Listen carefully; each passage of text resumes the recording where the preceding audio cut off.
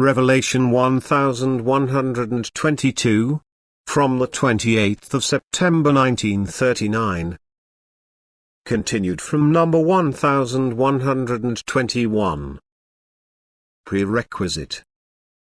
The power of the Spirit can also only work the where it is granted freedom, and so the spirit of him who lacks all faith in the God-spark slumbering in him, can never express itself.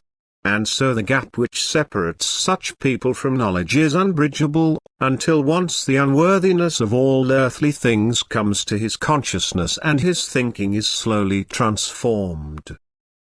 Then man turns to the divinity and asks for things, which are answered by the divine Spirit, and now the power of the Spirit expresses itself, at first still unclear to man, but if he is serious about spiritual knowledge, the answer will come to him more and more clearly and understandably.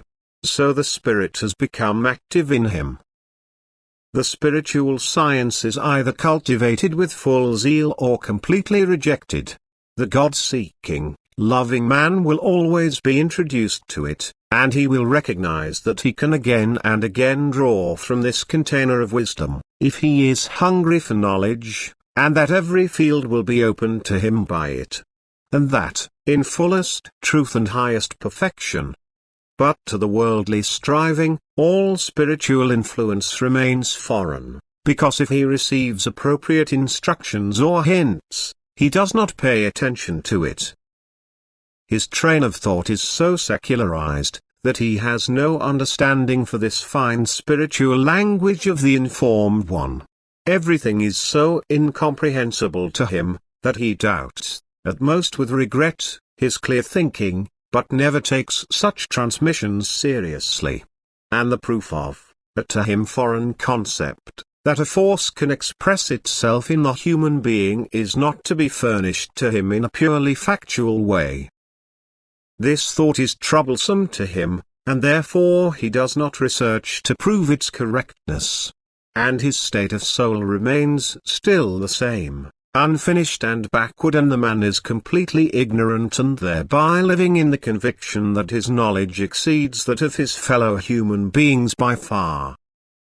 But one day, these pawns will have to recognize the misery which their blinded thinking has caused. For their worldly knowledge is not valued in the hereafter, and in spiritual knowledge they are poor and empty. And if those knowledgeable beings, misjudged in earthly life, would not help them and take care of their misery, it would be truly bad for such souls.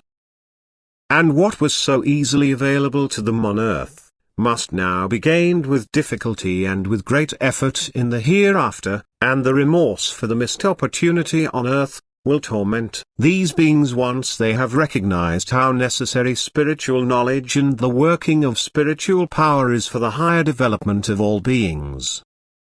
Amen.